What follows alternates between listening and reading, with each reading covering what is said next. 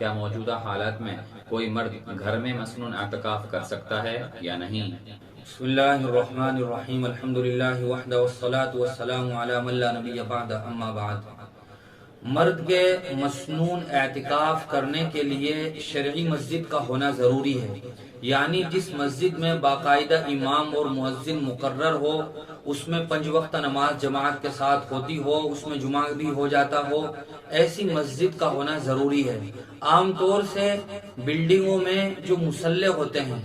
ان پر مسجد شرعی کا حکم نہیں لگتا ہے،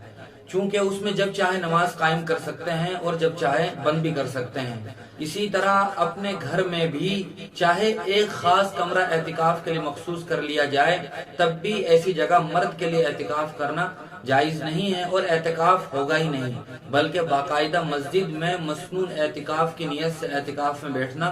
ضروری ہے، اور اعتکاف کے تمام تر شرائط کا، آداب اور مستحبات کی رعایت کو ملحوظ رکھنا ہے، تب جا کے اعتکاف ادا ہوگا۔ ہاں، عورت کے لیے چونکہ